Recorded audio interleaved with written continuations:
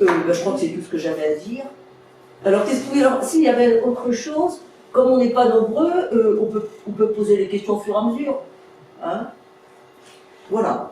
Bon, ah oui, alors je veux dire aussi que j'ai préparé quand même 5 heures de conférence, j'ai pas tout fait hier, et quand je vous montrerai des images avec le nombre de planètes découvertes, eh ben, elles seront peut-être pas toutes les mêmes, parce que, évidemment, j'aurais pu écrire à Jean Schneider, tu me remets rien dans ton encyclopédie, jusqu'à ce que j'ai fait ma conférence, de façon à ce que ce soit homogène, mais ce ne sera pas homogène, parce que je me suis rendu compte qu'hier, il en a rajouté au moins 5 ou 6.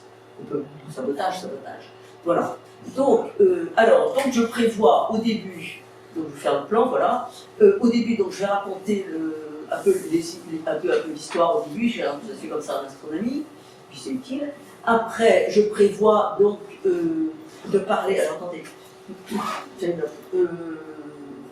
oui, alors les conditions de vie aussi, parce que je me suis rendu compte que parler après c'était plus difficile, parce qu'il y a bien souvent des fois où on vient, c'est intéressant, la planète est comme ci, la planète est comme ça.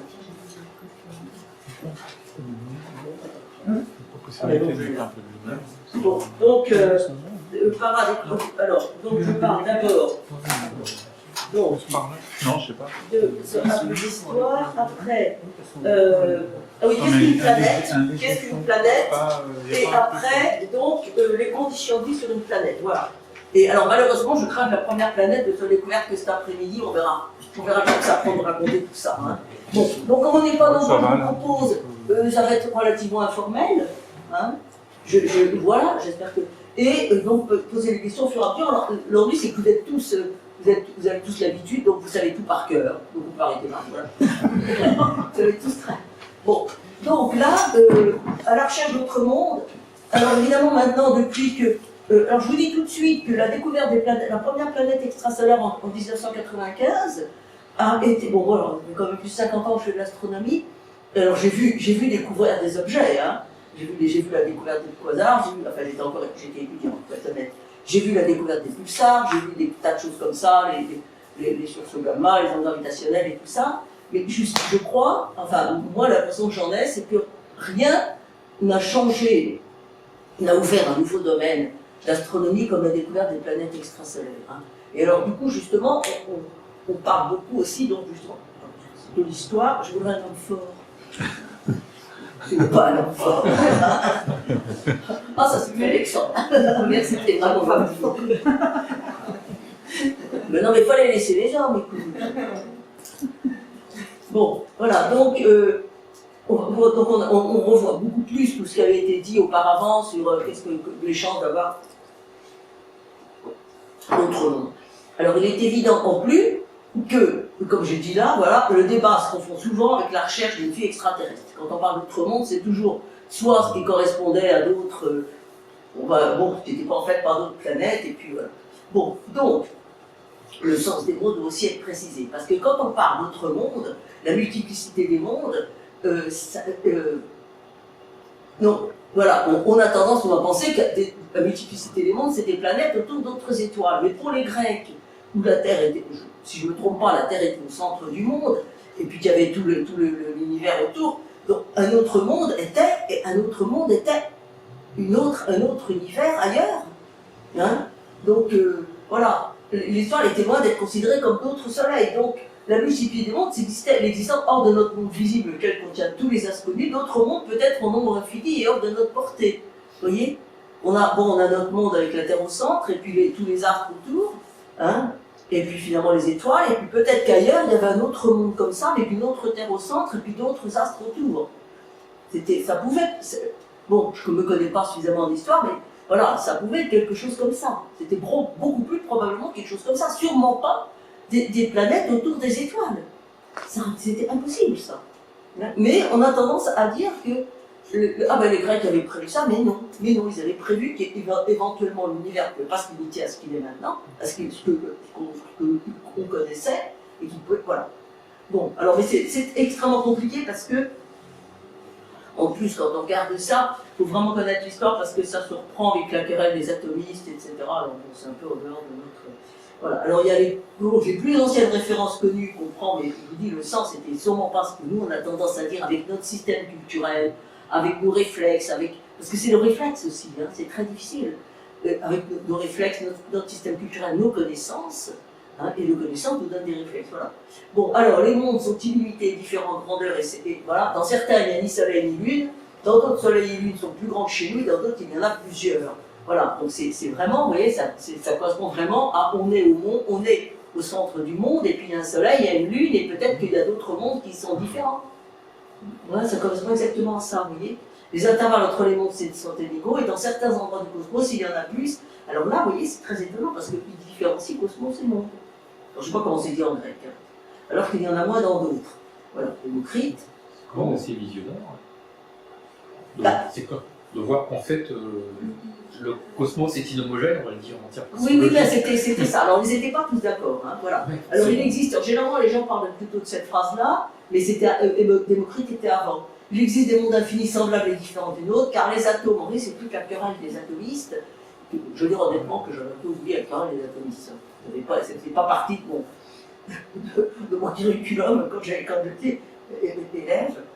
Et les atomes étant en nombre infini, comme il a été précédemment prouvé, sont emportés loin dans l'espace. Alors, ces atomes qui sont de nature à pouvoir créer ou fabriquer un monde n'ont pas été épuisés par la création d'un seul monde ou d'un nombre limité de mondes. Il s'ensuit qu'il n'existe aucun obstacle à l'existence d'un nombre infini de mondes.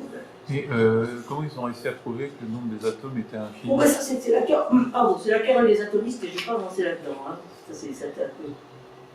Ça, je ne sais pas le détail. Je ne sais pas le détail, mais je sais qu'il y avait tout un système derrière et qu'il y en avait d'autres qui étaient en face qui n'étaient pas du tout du même avis. Voilà. Alors voilà. Platon et Aristote, bon, eux sont d'un avis contraire. S'il en est ainsi, le ciel doit nécessairement être un et non multiple. Bon, alors à partir du Moyen-Âge, un autre paramètre doit être considéré, c'est l'accord entre la théorie de la pluralité des mondes et la religion telle qu'elle est enseignée. Hein? Alors, là, on sait, donc, le monde a été créé par Dieu, hein, et le récit de la création du monde ne parle qu'à d'un seul monde, donc l'existence d'autres mondes ne peut pas avoir lieu. Hein, puisqu'on parle. Mais, dans la Genèse, on dit Dieu a créé le monde, etc. Il y a plusieurs récits, mais il n'est pas précisé que Dieu n'a pas créé d'autres mondes, et que la toute-puissance de Dieu implique qu'il a pu créer d'autres mondes. Voilà, ça c'est aussi l'argument de Giordano Bruno. Alors Saint-Augustin, on discute, alors il est opposé, il dit qu'il n'y a qu'un seul monde, voilà, Saint Thomas d'Aquin, Albert le Grand, ça c'est les pères de l'Église. Alors il y a une controverse en 1277, l'évêque de Paris condamne 219 croyances communément admises, et l'une de ces croyances était que la cause première ne pouvait créer plusieurs mondes. Donc, on n'a pas le droit de dire que la cause première ne peut pas créer plusieurs mondes, donc ça laisse la porte ouverte à la possibilité qu'il y ait d'autres mondes. Hein. Mais je vous dis, tout en sachant que les mondes, ce n'est pas des planètes autour d'autres étoiles, hein, pas encore.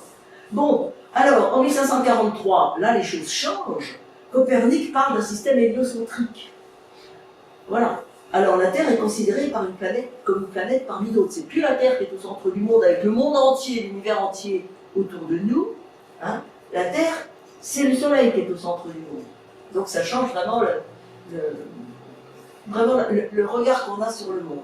Bon, à la fin du XVIe, alors Giordano Bruno, à partir d'une démarche théologique, défend la multiplicité des mondes, peuplés d'une multiplicité de vie. C'est ainsi que l'excellence de Dieu se trouve magnifiée et se manifeste la grandeur de son empire. Il ne se glorifie pas dans un seul, mais dans d'innombrables soleils, non pas en une seule terre et un monde, mais en mille, que dis-je, une infinité de mondes.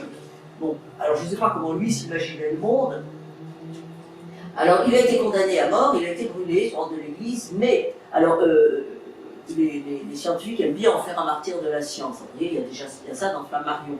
Bon, moi, j'ai un collègue qui avait traduit le procès de Giordano Bruno.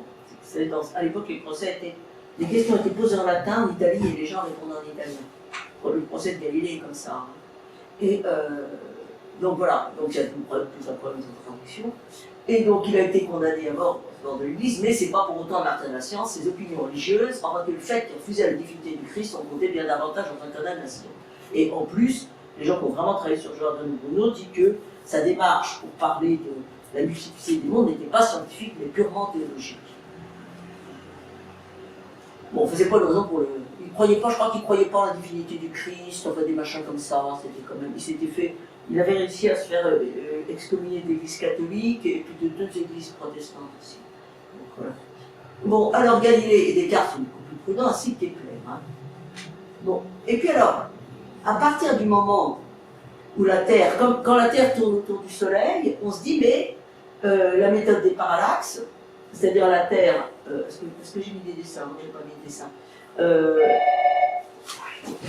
La Terre tourne autour du Soleil, donc si on regarde la position des étoiles à partir de 2 à 6 mois d'intervalle, les étoiles proches auront bougé par rapport au fond des étoiles lointaines. Donc on va pouvoir mesurer la distance des étoiles. Donc on a essayé, mais on n'a pas obtenu de résultat. Donc on a conclu que c'était très difficile, donc que les étoiles étaient très lointaines, donc elles étaient très brillantes, et peu à peu on s'est rendu compte que les étoiles étaient donc équivalentes à notre Soleil. Alors ça s'est fait,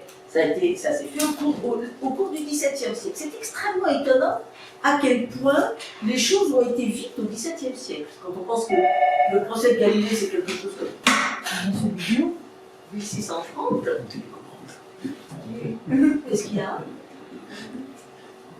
Non, mais ça va très très vite et que, à la fin, en 1600, bah oui, mais ils ont raison. En 1686, Fontenelle publie Entretien sur la pluralité des mondes, et dans lesquels, donc c'est une conversation entre lui et la marquise, et les étoiles sont autant de soleils dont chacun éclaire un monde. Voilà. Et alors ils discutent, voilà, et c'est très, voilà, la pluralité des mondes, là, a le sens que nous lui donnons. Hein, c'est-à-dire les planètes autour d'autres étoiles. Bonjour. Bon, ah non, oui, voilà. Oui. Vous êtes toute seule ou il y avait quelqu'un d'autre avec vous? Non, je suis toute seule. J'ai sonné 2 fois parce que j'ai oublié le code. Ah oui, d'accord. Bon. Donc, voilà, donc les étoiles sont autant de soleil. Là, c'est vraiment le sens que nous lui donnons. Et vous vous rendez compte, donc depuis. Donc là, ça paraît évident. Hein, donc, 1686. Alors, le livre a été très très important. Il a été traduit en énormément de langues. Hein, donc, il est très important en toute l'Europe. Et il y a énormément de rééditions. Alors ça, c'est très intéressant, en plus, parce que ça veut dire qu'on peut trouver ce livre dans une édition ancienne à un prix très raisonnable, parce qu'il y en a beaucoup. Donc je veux dire qu'une édition, vous le trouvez dans une édition du XVIIIe siècle, pour un prix très raisonnable. Donc voilà, ça peut faire plaisir. Non, je veux dire, ça existe aussi en livre de poche, mais si on peut le prendre dans un petit bouquin du XVIIIe, c'est plus sympa. Voilà, donc c'est très important ce livre. Hein. Et voilà, et donc vous voyez à quelle vitesse ça va, 1686. Hein. Et Galilée, bon, ben, vers 1630, il est embêté parce qu'on a raconté que le Soleil est au centre du monde. Enfin, c'est très étonnant. Voilà. Donc là, ça changerait. Au XVIIIe siècle, bon, l'existence de la vie sur... Alors, l'existence de la vie sur d'autres planètes, oui, alors là, je me suis un peu excusez-moi, je voulais dire l'existence d'autres planètes était couramment acceptée. Les cieux sont semés de corps lumineux qui, semblables à notre Soleil, font vraisemblablement rouler des planètes dans différentes orbites. Ça, c'est Condillac, les cours d'études pour l'instruction du prince de Parme. Hein. Alors, c'est très étonnant parce que dans ce livre, l'astronomie fait une grande partie des sciences, pratiquement toutes les sciences. Bon, j'ai peut-être pas tous les livres non plus. Et alors, il décrit beaucoup le système solaire. Et alors, il y a juste un chapitre après, donc là, quand il dit ça, les cieux sont semés de corps lumineux, et un seul chapitre pour tout le reste de l'univers, voilà. Puis après, il dit, après, il y a une très très belle phrase, mais là, je ne l'ai pas mise parce que je voulais être un peu, oui, il dit que l'esprit a autant de mal à imaginer qu'il est fini, que l'univers est fini, plutôt que de dire que l'univers est infini.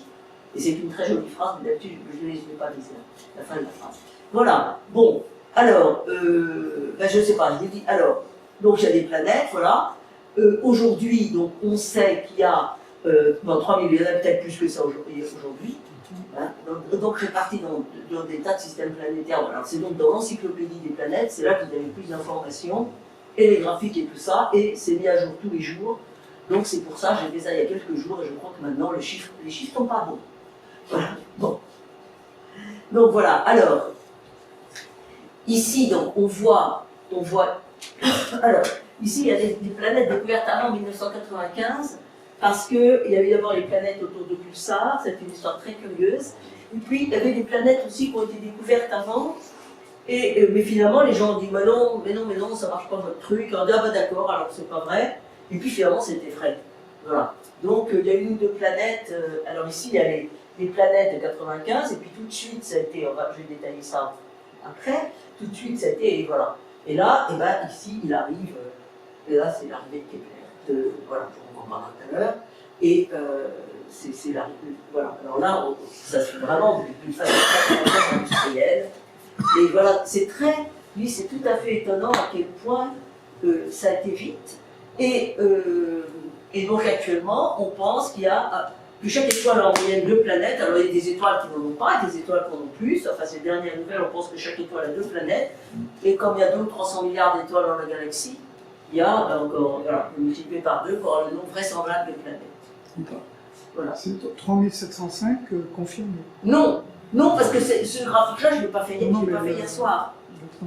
Ah oui, confirmé, mais oui, mais attends. Non, mais entre deux, on va regarder. quelques unités près. Hein, oui, à quelques unités. Oui, c'est des confirmés, absolument. On en parlera tout à l'heure. Bon, alors voilà, donc il y a de nombreux chercheurs qui travaillent là-dessus. Bon, ils cherchent à détecter de nouvelles planètes, déterminer les planètes, les propriétés des planètes déjà découvertes. Grand nombre d'instruments sur Terre et dans l'espace ont été programmés pour détecter et étudier les planètes extrasolaires par différentes méthodes. Voilà. Et de plus, alors ça a vraiment changé la recherche de l'extraterrestre. Donc là, c'est pas, je ne vais pas en parler beaucoup parce qu'on a bien assez à raconter en dehors, sinon on peut en parler si vous voulez. Voilà, il y a un extraordinaire renouveau et justement, alors, je vais passer l'autre fois, c'était quand? C'était au mois d'août, j'étais passé sur France Culture justement pour raconter qu'on publie actuellement dans des journaux scientifiques, mais sérieux, hein, tout à fait professionnels, des choses qui autrefois, des études qui autrefois étaient carrément de la science-fiction. Ça a vraiment. Alors ça, c'est ce que je trouve le plus étonnant dans le truc sur les planètes extrasolaires. Mais je vous dis, alors ça va tellement vite que là, en 2000, il y a quelques années, j'avais fait toute une série d'articles dans l'astronomie pour, c'était quand, il y a 3 ans, 4 ans, quelque chose comme 4-5 ans. J'ai fait pendant 2 ans, j'ai fait des articles sur l'astronomie chaque mois, un article sur les planètes extrasolaires, et j'ai pas voulu en faire un livre d'abord. Bon. Et puis parce que je me dis, ça va trop vite, et le livre est toute une caduque. Alors il y en a qui ont passé ce livre-là, voilà. Enfin, peut-être. Voilà. Alors, voilà. Donc là, les planètes extrasolaires ne sont pas laissées découvrir facilement. Bon, voilà, elles sont environ, on va en parler de ça, 1 milliard de fois moins brillantes que leur étoile. Hein. Donc, ce qui fait que depuis, entre Fontenelle, disons, entre le milieu du 17e, et voilà, et 1995. Mais c'est quand même long. Hein. Mais il y a des études qui sont encore plus longues que ça pour donner la solution, en particulier la recherche de la vie. Voilà. Alors ça, oh là là, c'est pas très beau, hein, oui, la nuit. Bon, on en reparlera beaucoup, ça on va le voir, c'est un graphique, on va servir de base, c'est le graphique qui indique toutes les méthodes possibles pour la détection des planètes extrasolaires. Hein. Alors, le graphique a été fait d'abord en l'an 2000, je crois. C'est un graphique fait par Michael Perryman, qui a écrit un article de revue à ce moment-là sur les planètes extrasolaires. Alors, la légende voulait qu'il ait mis 15 jours à l'écrire, je crois qu'il a mis plus de temps. Mais, bon, il est très énervant parce que le type n'était pas spécialiste de la question et c'est le meilleur article qui a été publié à ce moment-là. Et c'est très énervant, c'est un anglais, Michael. Bon, il a quand même un bon cerveau, hein. Il est très très bon. Et donc, alors ce graphique, ce qui est très intéressant, c'est qu'il le met à jour à intervalles réguliers. Alors là, je l'ai pris dans l'encyclopédie de Schneider, hein, voilà, et où il raconte, alors il y a tout, je ne sais même pas s'il y avait tout ça à ce moment-là, il rajoute des trucs, et chaque fois, il rajoute le nombre de planètes qui ont été découvertes par les différentes méthodes. Quand le graphique a été publié, évidemment, il y en avait beaucoup moins, et voilà, alors ici, et là, vous voyez, là, c'est 24 octobre 2017, bon, ça va quand même, hein, c'est pas trop vieux. Alors, en plus, ce qui est intéressant, ce qui est surtout, j'aurais dû commencer par ça, c'est que le graphique, il y a une hiérarchie. Hein. Il y a une hiérarchie, c'est-à-dire que tout est bien classé suivant les différentes méthodes, et donc ce qu'on s'appelle l'arc de Perryman, voilà. Hein. Ce qu'on a appelé, c'est pas lui du tout qui a dit que ça s'appelait comme ça, enfin, pour les astronomes, c'est ça, et donc c'est vraiment c'est vraiment un graphique extrêmement fécond, extrêmement intéressant. Voilà, donc toutes les méthodes qui existent. Alors là, il y a quand même la méthode d'imagerie ici. Voilà. Alors tout le monde après retravaille là-dessus, ça sert beaucoup pour faire des cours. Pourquoi j'ai pas. Oh là là, mais. Pardon. Excusez-moi, alors là, j'ai dû rajouter. J'ai oublié de rajouter. D'habitude, je rajoute une image à la fin. Ben non, mais attendez, pourquoi ça marche pas? Affichage. Flûte. Et donc, je rajoute toujours une image à la fin parce que quand je déborde, après on sort du truc, c'est mal fait ça. Voilà. Alors là, j'ai dû prendre le transparent parce qu'il est. Moi, bon. Voilà, donc ici, on a bien expliqué comment tous les mouvements, les différentes, voilà, les variations de luminosité, les détections directes, etc., tous les différents effets des différentes méthodes. Voilà. Donc là, on est vraiment, donc, c'est très intéressant, enfin, on a cherché longtemps, et puis, finalement, on a trouvé. NVT réflexe, c'est quoi? Mouvement réflexe, c'est le mouvement réflexe, c'est pas, c'est les effets dynamiques, radialité, etc., c'est l'effet de, oui, moi j'aurais pas utilisé ce mot, voilà, c'est l'effet fait par la planète sur l'étoile. Hein, on observe l'étoile, on n'observe pas la planète, on observe l'étoile, et ce qu'on voit sur l'étoile, ça change le mouvement de la planète, voilà. Et là ça change la luminosité de la planète, et puis là c'est la détection directe. Bon, alors là j'ai oublié de rajouter. Bon, alors maintenant, je vais fermer celui-là. Le deuxième, je ne vais pas vous donner les seins. On va chercher ailleurs. C'est un petit peu plus long, excusez-moi.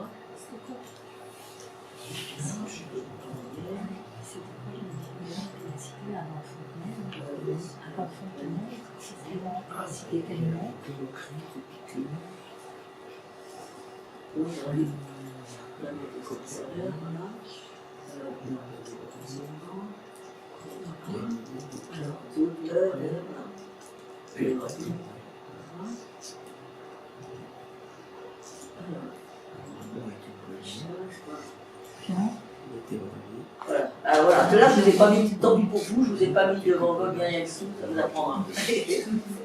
Bon, alors qu'est-ce qu'une planète? Voilà. Bon. Alors là, c'est qu'est-ce qu'une planète? Alors ça a l'air très simple et c'est pas si simple que ça. Déjà, alors on a vu déjà le problème. C'était posé, le problème s'est posé, c'est pas la première fois pour les planètes du système solaire. Alors, ça faut le dire, hein, ça quand même. Bon, voilà. Donc une planète, alors en 2006, la question s'était posée pour, j'en parlais, voilà, enfin la définition, mais donc une planète est un corps céleste qui est en orbite autour du Soleil, a une masse suffisante pour que sa gravité l'emporte sur les forces de cohésion du solide et le maintienne en équilibre isostatique sous une forme presque sphérique, et à éliminer tout corps susceptible de déplacer sur une orbite proche. Bon, il y a eu beaucoup de discussions pour en arriver à cette conclusion-là. Hein. Je tout le détail, voilà. Mais cette définition ne s'applique qu'aux astres du système solaire. Donc, il a fallu pour les planètes extrasolaires trouver une autre définition.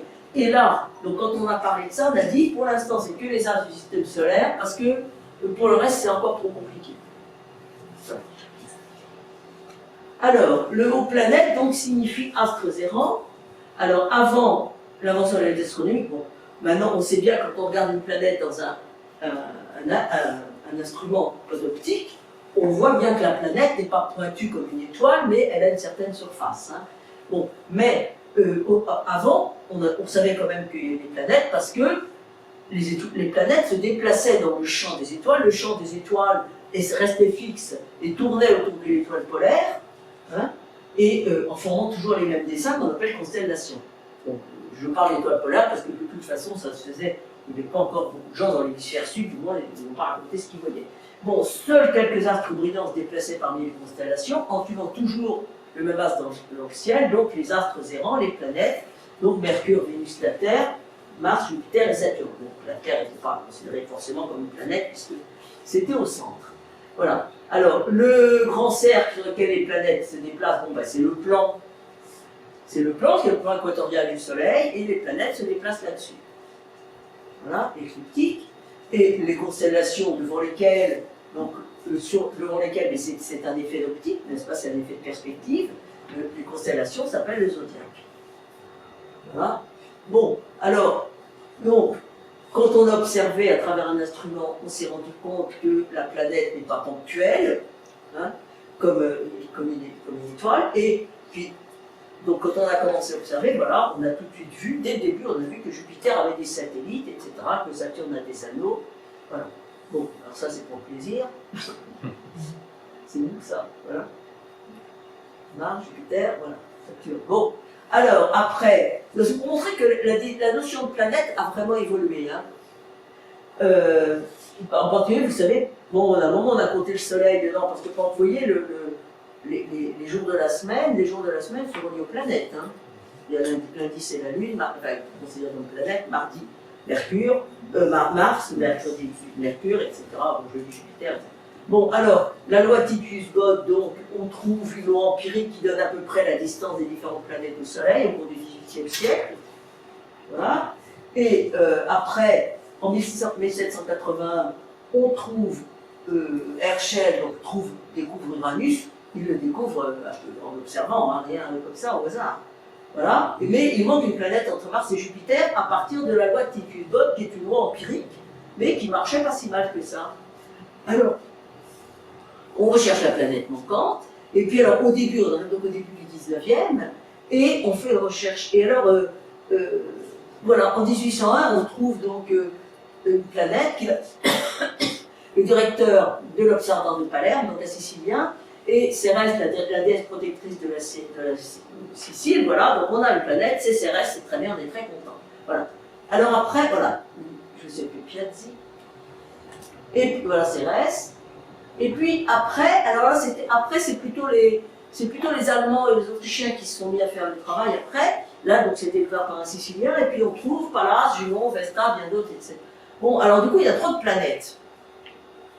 Hein, il manquait une planète, mais il n'est pas tant que ça. Quoi. Alors on s'est dit que, bon, on a dit que ce n'était pas des planètes et ça devient des astéroïdes. Alors actuellement, bon, je sais pas, là j'ai mis 560 000, il y en a peut-être encore plus maintenant, parce que c'est le genre de chiffre qui varie tout le temps. Et donc, voilà.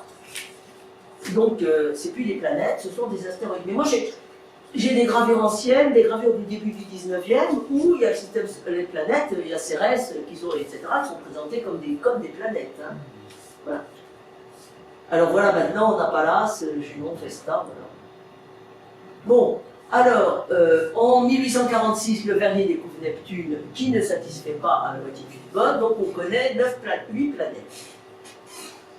Voilà. Alors lui, il l'a découvert par calcul, voilà, Neptune. Bon, alors, est-ce qu'il existe une 9e planète? Alors, en une recherche systématique, alors, je ne sais pas très bien, il y a plusieurs versions, je crois que vraiment Tombaugh a cherché, parce qu'il y en a qui disent qu'il l'a fait à partir des calculs, d'autres qui disent que c'est pas possible, parce que la différence, c'est que Uranus a été découvert, donc, un peu par hasard, au début il s'est demandé si c'était une comète, et puis, Neptune, pas du tout, Neptune a été découvert à partir des calculs. Et moi, je m'étais demandé si Tombaugh avait trouvé Pluton à partir de calculs, il y en a qui disent, j'ai eu plusieurs versions, mais je crois que vraiment non, je crois que c'est vraiment... Il a pris toute une série de plaques, justement, dans les écliptiques. Et puis alors, vous savez, on prend avec ça, on s'appelle un microscope, enfin, c'est les instruments qui sont faits pour étudier les étoiles variables. On met des plaques photos, donc le même champ d'étoiles pris à des instants différents. Et on met, et il y a un système où vous regardez avec les deux yeux, donc chaque œil regarde une plaque, et c'est tantôt l'un, tantôt l'autre. Donc à ce moment-là, on voit bien un effet de variation sur la plaque. Donc c'est vraiment un système qui se fait à l'œil, mais ça permet de détecter, c'est ce qui est fait pour les étoiles variables, et ça permet donc de détecter aussi quand un objet bouge. Hein, un objet bouge, parce que tantôt on le voit, tantôt on ne le voit pas. Hein, voilà. Donc c'est comme ça que Tombaugh a découvert Pluton. Alors tout va bien, on a une 9e planète. Bon. Mais malheureusement, elle ne plaisait pas beaucoup. Moi j'avais assisté justement à des conférences Bright, qui fait des visites Bright, qui disaient mais ça va pas, elle n'est pas très. Elle ne lui plaisait pas beaucoup. Elle est en dehors des écliptiques et Et en plus, sa trajectoire était très elliptique, alors que les trajectoires des autres planètes étaient presque circulaires. Bon, alors, donc, ah oui, j'aurais pu mettre un truc plus récent sur Pluton, je suis désolée, là, la photo, parce que maintenant, il y a un satellite qui a été voir Pluton, une sonde qui a été sur Pluton, et je suis désolée, j'aurais dû mettre un truc plus récent, j'avais pas vu que c'était un peu... Voilà. Mais c'est historique comme ça. Pardon ? C'est historique, regarde Oui, les photos de... oui, mais ça c'est historique, mais c'était ce qu'on avait, c'était ce qu'on avait de mieux avant du horizon. Les premières images de... Oui, ça c'est pas une première image, justement, non, j'aurais dû changer, je suis désolée, j'ai oublié. Voilà. Donc, voilà, la trajectoire de Pluton, alors elle plaît pas. C'est pas. Voilà. Bon, alors on émet l'hypothèse, tout d'un coup, alors on émet l'hypothèse qu'il existe qu'il y a d'autres objets de Pluton, on appelle ça, bon, la ceinture de Kuiper, bon, mais enfin, bon, Kuiper, je pense que c'est pas qu'il y a un autre qui l'a trouvé avant aussi, mais enfin, bon, voilà. Qui disent transneptunien. Oui, c'est ça, les objets transneptuniens, c'est donc au-delà de Neptune. Hein? Kuiper a reçu le prix Janssen. Qui ça, Kuiper? Ah oui. Oui, mais moi, ce qui me gêne un petit peu, c'est que l'homme, j'ai oublié le nom, mais qui n'était pas. Kuiper était en Amérique et ils ont un peu tendance, excusez-moi, dans des cas pareils, à s'accaparer les choses. Alors, comment? C'est Edgeworth. Oui, c'est peut-être. Avant. Oui, voilà. Enfin bon. Alors, le problème, après ça, on trouve d'autres objets plus gros. Pluton, est-ce que c'est une planète? Qu'est-ce qu'une planète? Alors, on s'attend à découvrir des milliers d'objets semblables au-delà de Neptune, qu'on appelle des objets transneptuniens. Bon, est-ce qu'on va avoir des milliers de planètes? Bon, alors, pendant plusieurs années, on discute de ça. Voilà. Et puis finalement, alors, les discussions ont duré plusieurs années. Hein.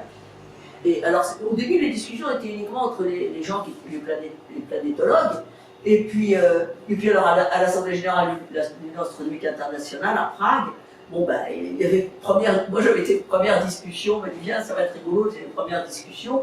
Puis après il y avait tellement de monde pour les discussions qui mettaient dans la grande salle de spectacle, voilà. Et alors le jour où on avait décidé donc on voterait pour la définition de la planète, tous les journalistes étaient là, en plus en plein mois d'août, donc il n'y avait pas grand-chose à mettre dans les journaux, donc ils étaient très contents, tout le monde parlait de ça, voilà. Alors les chers collègues qui avaient décidé de partir juste la veille, en disant oh ben l'AG du pays c'est embêtant comme tout, et qui ont vu que le journaliste arrivait quand eux ils partaient, ah, ça c'était drôle. Comme dire, il faut qu'on m'appelle, ils ne sauront pas s'en sortir sans moi. Voilà, c'était très rigolo. Bon, alors, voilà, ça c'est très très étonnant parce que quand on regarde les trucs de près, voilà, alors elle a un Pluton, parce qu'en anglais ça dit Pluton, et Pluton, alors il y en a qui disent que Pluton a été nommé à cause du chien Pluton, mais c'est l'inverse, je pense. Voilà, donc, et puis il y avait aussi un des, je sais plus si c'était le président ou le secrétaire qui avait une cravate avec une planète. Non mais moi je fais des trucs pareils, mais je pensais que j'étais la seule. Moi, et les gens venaient discuter, parce que c'était tellement compliqué comme discussion que les gens, il y avait la queue pour venir parler au micro et poser les questions et donner son avis, et il y a beaucoup de gens qui étaient arrivés avec un petit Pluton en peluche. Et alors le problème, il faut quand même dire les choses, le problème c'est que Pluton était la seule planète découverte par un Américain. Et alors si on disait que le système solaire se limite à 8 planètes, c'était cuit, il ne pourrait plus jamais découvrir une planète. Hein? Donc il y a les planètes connues depuis l'Antiquité parce que visibles à l'œil nu, une planète découverte par un Anglais, une planète découverte par un Français, contestée par les Anglais, mais en fait c'est quand même un Français qui l'a découvert, mais jusqu'au bout les Anglais, même là, ils ont dit « Ah oui, mais Neptune découvert par Le Verrier. » Et Adams, en réalité c'est pas vrai, Le Verrier est en avance. Bon, par ailleurs c'est un scientifique, mais ça c'est pas le problème. Voilà. Donc, et puis après ils ont dit ouais, il n'y avait pas assez de monde qui votait, bah oui c'est comme ça qu'on vote, il n'y a pas tout le monde. Voilà, donc il y a des planètes naines, après ils ont redonné d'autres choses, et on a... Alors les discussions étaient à un moment aussi, il y a un problème avec Pluton qui était que, ce que je vous ai dit, c'est que la trajectoire était très elliptique. Et ils voulaient mettre comme définition de planète que la trajectoire était circulaire. Bon, mais on savait déjà, comme on va voir tout à l'heure, que les planètes extrasolaires avaient une trajectoire elliptique. Donc, même si la définition ne s'applique que pour les planètes du système solaire, il fallait quand même. Moi, je n'avais pas osé le dire, maintenant j'oserais parce que j'ai grandi, mais il fallait quand même pas que ça soit complètement contradictoire avec ce qui était observé avec les autres systèmes. Hein? Voilà, donc. Alors, voilà, donc, on a donc 8 planètes dans le système solaire. Bon, alors là, vous avez que le problème c'était les tailles à partir de quand, enfin, c'était entre une planète et des objets plus petits, des astres plus petits. Hein, voilà. Maintenant, on va voir que le problème avec les planètes extrasolaires, pour l'instant, le problème ne se pose pas avec les astres plus petits parce qu'on ne les détecte pas. Hein, quand on détecte une planète de la taille de la Terre, on est déjà bien content. Pour l'instant, on n'a pas encore détecté ni de lune, ni d'astéroïdes, ni de choses comme ça dans les autres systèmes. Pas encore. Bon, alors, donc, entre-temps, on a découvert, là c'était quand même en 2006, hein, donc on a découvert la première planète extrasolaire, et on savait, bon, on a tout de suite su, qu'il y aurait beaucoup de planètes. Enfin, Majorque a découvert la première planète, justement en 2000, à l'Union astronomique, c'était Manchester. Il y avait un truc pour, justement, on en parlera tout à l'heure, pour donner les noms aux planètes. Moi je lui ai dit, pourquoi tu ne donnes pas des noms? Il m'a dit, non, on va en découvrir des milliers. En 2000, il savait qu'il y en aurait des milliers. En 2000, on m'a dit, non, on ne peut pas donner des noms chacune, on va en trouver des milliers. Voilà. Donc il l'a tout de suite su dès le début. Hein. Bon, alors, voilà, aux autres systèmes. Donc là, ça se pose, donc les petits corps. Bon, le Soleil est un astre différent, etc., beaucoup plus massif. Donc nous, il n'y a aucun problème avec les étoiles, le Soleil, les planètes, hein, et on ne peut pas confondre une planète et le Soleil. Mais les planètes extrasolaires, c'est beaucoup plus compliqué parce que, comme on étudie une planète avec l'effet qu'elle fait sur son étoile, bon, est-ce que ça peut être, est-ce qu'il ne s'agit pas d'une autre étoile, hein? Vous savez, quand on a découvert, justement, par Sirius, on a découvert les naines blanches parce qu'on a observé le mouvement de Sirius qui ne se déplaçait pas en ligne droite, mais Sirius décrivait une sinusoïde. Et puis on ne voyait pas, on se dit, mais il y a un autre corps, et on ne voyait pas l'autre corps jusqu'au moment où on a observé, c'était une naine blanche. Et maintenant, bon, les naines blanches, on sait très bien que c'est une étoile du type solaire en fin de vie. Voilà. Mais, donc on peut, donc si on observe les planètes sans voir que c'est une planète, ou puis même quand c'est une planète, est-ce que c'est une planète, est-ce que c'est une étoile, ou est-ce que c'est quelque chose entre les deux? Voilà, donc il faut définir ça. Alors, c'est ce que je dis, voilà. Bon, les planètes massives, hein, bon, évidemment, on va d'abord détecter les planètes massives, forcément. Hein, c'est pour ça que c'est évidemment plus intéressant de détecter des petites planètes parce qu'elles ont une petite planète a plus de chances qu'on pense qu'elle c'est une planète rocheuse, une planète tellurique, et que par conséquent, il y a plus de chances de détecter la vie. Hein, voilà. Sur un Jupiter, on a un peu plus de mal.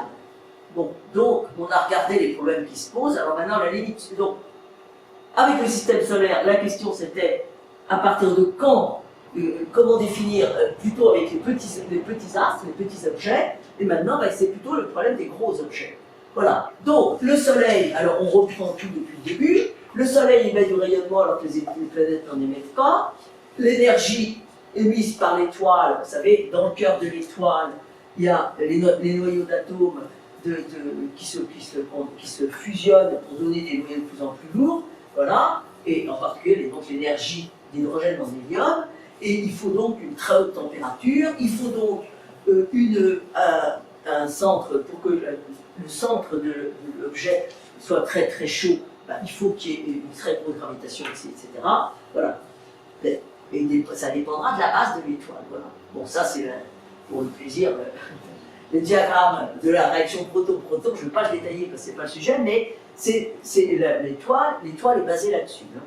L'existence d'une étoile, c'est l'énergie, c'est essentiellement cette réaction nucléaire qui fait que voilà, le soleil s'est levé ce matin, et il fait chaud, enfin un petit peu quand même, et puis voilà, et puis, sauf l'énergie nucléaire sur Terre, toute l'énergie vient de notre étoile, sauf les centrales nucléaires. Mais les centrales nucléaires marchent parce qu'on a découvert comment fonctionnait le soleil. Donc indirectement, toutes les études nucléaires et les bombes atomiques, etc., ça vient parce qu'on a détecté comment les étoiles brillaient et chauffaient. Voilà, l'énergie des étoiles. Bon, alors, voilà, la masse du Soleil, bon, voilà, c'est 1,980, enfin c'est 10 puissance 33 grammes, voilà. Moi, quand j'étais étudiante, on nous avait dit ça, on parlait encore en CGS à l'époque, je vous ai expliqué que l'énergie du Soleil était à 1,9 ou 2,10 puissance 33 grammes, et vous, ça vous a fait rigolo de dire ça en grammes. Et vous avez expliqué qu'on n'était pas à ça près. Voilà. Mais ça faisait un peu marrant d'avoir mis la masse du Soleil en grammes. Mais je vous dis, à l'époque, les astronomes qui étaient toujours un peu en retard parlaient encore en CGS. Bon, alors voilà, on considère que si, donc c'est ça qui est important, c'est la masse, que si c'est plus grand qu'un dixième de masse solaire, la température sera suffisamment élevée pour que le processus nucléaire se déclenche, on a une étoile. Bon, qu'est-ce qui se passe si la masse est inférieure, hein? On a alors un objet appelé naine brune. Bon, alors c'est des objets un petit peu mystérieux. Bon, la fusion d'hydrogène ne peut pas se faire, mais ça permet la fusion du deutérium. Voilà. Et le possible pour un objet dont la masse est environ une vingtaine de fois la masse de Jupiter, voilà. Bon, alors, la masse de Jupiter, c'est le millième de la masse du Soleil. Voilà. Bon, alors, les naines brunes sont des objets qui rayonnent essentiellement dans l'infrarouge, donc entre les deux, entre les planètes, parce que, bon, ce que vous connaissez dans le système solaire, je vous dis de toute façon, entre Jupiter, la plus grosse planète, et le Soleil, il y avait vraiment, vraiment deux objets différents, il y avait quand même un grand écart de masse, donc c'était vraiment des objets différents. Maintenant, qu'est-ce qui se passe avec les objets qui sont entre les deux? Voilà. Alors, on a découvert donc les naines brunes, alors c'est des objets, bon. Alors, on pense qu'inférieur à 20 fois la masse de Jupiter, on n'a aucune réaction nucléaire, c'est une planète, mais justement, alors 20 fois, je ne mettrai pas ma main au feu pour les 20, hein. Voilà. Alors, si la masse, alors quelquefois on dit, bon, c'est 13 fois la masse de Jupiter, il se forme une boule de gaz qui devient une planète géante. Ben, bon, est-ce que c'est 13, est-ce que c'est... Voilà, est-ce que c'est... bon, si c'est, après ça, on peut avoir, entre les deux, on a une naine brune, et puis alors là, si c'est... Ça, c'est bien une étoile. Hein, voilà. Alors le 13, la question, c'est le 13... Est-ce que, à partir de quand on passe d'une planète à une naine brune? Parce que quand on cherche des planètes, c'est pas la même chose si on découvre une planète ou si on découvre une naine brune. Hein? Alors, la question... Bon. Et pour l'instant, ben voilà, alors au début, on avait adopté 13, et puis finalement, c'est peut-être 20, c'est peut-être 25, enfin voilà. Bon, alors, en fait, si on étudie les systèmes doubles, c'est quand même... Le système double, c'est le moyen vraiment de découvrir la masse d'une étoile. Alors on a très peu d'objets qui correspondent à une naine brune. Alors on considère que le scénario de formation d'une planète est différent de formation d'une étoile. Bon, voilà. Alors bon, ça c'est important. On considère que les étoiles, les astres correspondant à des étoiles sont formés d'une façon et que les astres correspondant à des planètes sont formés d'une autre façon. Hein, autour de l'étoile. Voilà. Alors le scénario du système solaire, c'est toute une étude. Alors, on n'a encore pas tout trouvé, tous les pas de formation des planètes, hein, tout le long du processus. En particulier, justement, les planètes extrasolaires nous ont vraiment montré qu'ils ont vraiment changé à ce sujet-là notre façon de penser. Voilà. Donc, pendant très longtemps, on ne connaissait que le système solaire et il est très difficile de déduire une loi à partir d'un seul objet. Moi, je me souviens que avant de détecter qu'il y ait des détections de planètes extrasolaires, j'avais fait des cours sur la formation du système solaire, donc j'avais lu plein d'articles, et ils disaient tous, mais on a un seul système, et pour un scientifique, déduire une théorie à partir d'un objet, ça marche pas très bien. Hein, voilà. Bon, alors, pendant très longtemps, on a eu deux théories. Hein. Alors, la théorie catastrophique, donc, qui datait du 18e, voilà, Georges-Louis Leclerc de Buffon, voilà. Alors, lui pensait que, éventuellement, c'était la théorie de la collision, hein, donc les planètes, il y aurait à l'étoile Soleil un filament de matière qui serait solidifié sous forme de planète. Et il avait aussi comme argument que si on prend la masse des planètes, on a la plus... Jupiter est tout mieux, enfin bon, et c'était que, je pensais qu'il y avait un filament en forme de cigare, et qu'après les objets du filament se seraient condensés en planètes. Et puis alors il y a la deuxième théorie, donc la théorie de Kant et Laplace, hein, et donc tu lui donnais son nom, mais Kant y avait pensé aussi. Alors il pensait que les processus se feraient par un processus d'accrétion à partir d'un disque de matière entourant l'étoile centrale. Voilà, l'étoile est formée par l'effondrement d'un nuage de gaz, et au cours de l'effondrement, un disque se forme, et les particules qui constituent ce disque s'accrètent les unes aux autres et forment des planètes. Alors, pendant très longtemps, voilà, il y a eu de très nombreuses études, hein, pendant soit sur l'une, soit sur l'autre, des théories. Alors, si c'est une collision, c'est un caractère accidentel, donc la probabilité est faible. Hein. Si c'est un scénario nébuleuse primitif, ça peut être un scénario habituel, hein, et donc il peut y avoir un grand nombre de planètes. Alors, maintenant, on a complètement abandonné la théorie catastrophique pour la formation du système solaire. Hein. On dit que c'est pas possible, c'est vraiment tellement, les planètes sont tellement générales que ça peut pas être ce système-là. Alors par contre, ça marche pour la Lune, bon, je crois que c'est encore bon pour la Lune. Voilà. La Lune, on pense qu'il y a eu quelque chose qui s'est passé, que la Terre en formation, il y a des morceaux qui étaient arrachés, enfin bon, c'est un peu compliqué comme scénario, mais pour l'instant, on pense que c'est ça. Voilà. Bon, alors on considère donc que les étoiles se forment par effondrement d'un nuage de gaz et les planètes par accrétion de particules. Alors,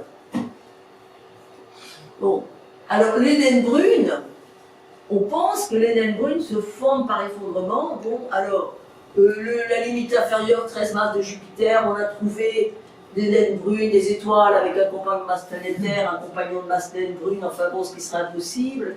Et certains astronomes pensent qu'il existe des naines brunes de 6 masses de Jupiter. Bon, enfin, alors pour l'instant, là, c'est assez.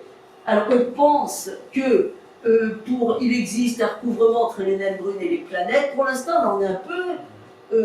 Bon. Alors, on a tendance à penser que la limite supérieure de la masse des planètes serait 25 masses de Jupiter, mais bon, voilà. Pour l'instant, alors on en est à, mais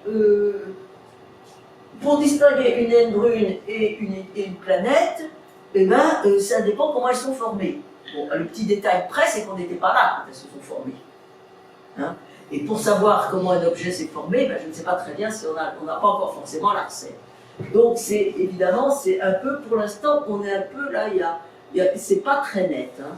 Moi, c'est l'impression que voilà. Hein.